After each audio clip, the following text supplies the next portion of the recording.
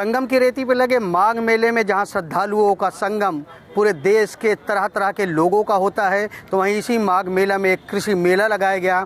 यहाँ देश भर के किसान एक साथ इकट्ठा हुए, उनको विशेष जानकारियाँ दी गई और ये मेला खास इसलिए रहा कि किसानों को हर खेती से जुड़े नॉलेज जो है वो दिए गए, वहीं जो सामान लगाए जाते हैं खेती में इस्तेमाल होते हैं उसकी भी जानकारी दी गई। आप मेरे पीछे देखेंगे तो कई स्टॉल लगी हैं, उन स्टॉलों पर तरह तरह के सामानों को लगाया गया है। हर दुकान पर कुछ ना कुछ अलग रखा गया है किसानों के लिए, और किसान यहाँ से जो जानकारी मिली उसके अलावा वो सामान भी यहाँ से खरीदारी कर रहे हैं। और सबसे ख़ास बात, किसानों ने अलग अलग जगह पर जो अपनी खेती की, जिन खेती की हुए सामानों को लगाया था, चीज़ों को लगा, उसको भी यहाँ पर प्रदर्शनी में लगाया गया है।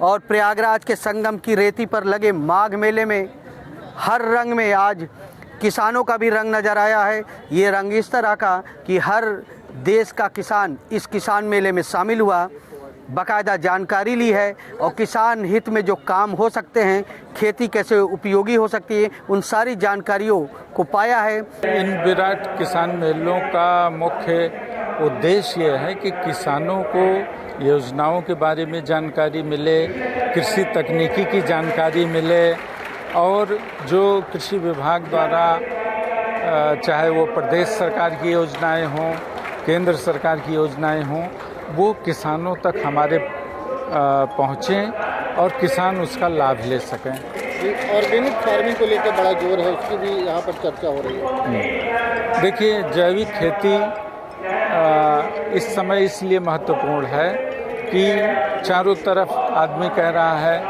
कि खेती जहरीली हो गई है, दवाओं का प्रयोग, कीटनाशकों का प्रयोग बहुत ज़्यादा हो गया है, इससे मानव स्वास्थ्य पर भी काफ़ी दुष्प्रभाव पड़ रहे हैं।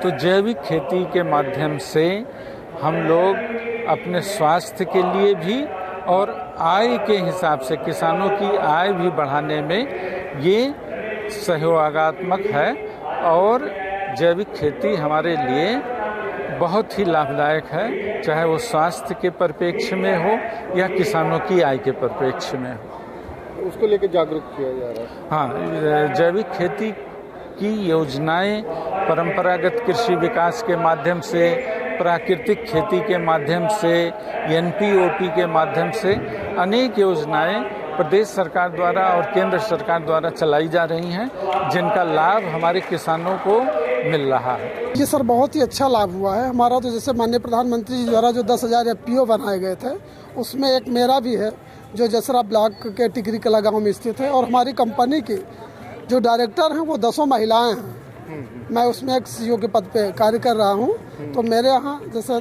सामा, कोदो, रागी, ज्वार, बाजरा, मक्का हम लोग प्रोसेसिंग करके आजकल रागी का बिस्किट बना रहे हैं, बाजरे की नमकीन बना रहे हैं और मल्टीग्रेन आटा बना रहे हैं। और हमारे आज के डेट में आपको तेल मिलेंगे सरसों के शुद्ध, और सरसों हम लोग वो जिसमें फर्टिलाइजर नहीं इस्तेमाल करते, उस सरसों का तेल हम मार्केट को देते हैं। मेले से हम लोगों को जानकारी बहुत से अच्छा मिला। इसमें मोटा दाना खाना चाहिए और प्लस खेती के लिए जानकारी मिला कि आप इस समय जैसे जो है सरसों की खेती हो रही है, इसमें अगर आप मक्का बोना चाहते हो तो तुरंत मक्का बो सकते हो। इसमें ये सारी फायदे हुए, ये सब फायदा हुए है कि जानकारी हुआ कि सरसों खेत में जैसे उर्दी बोया जाता है, मूंग बोया जाता है, इसमें मक्का भी बो सकते हो, इसमें फायदा हुआ। जी हाँ। किसान इन आयोजकों को धन्यवाद दे रहे हैं, तो वहीं अपने लगाए गए सामानों को और उचित तरीके से लगा सके उसकी भी जानकारी पाई है। Anand Raj, good news today, Prayagraj. अगर ये वीडियो आपको पसंद आया है तो इसे लाइक जरूर करें। अगर चैनल अभी तक सब्सक्राइब नहीं किया है तो कर लें और नोटिफिकेशन पाने के लिए बेल आइकन भी दबा दें।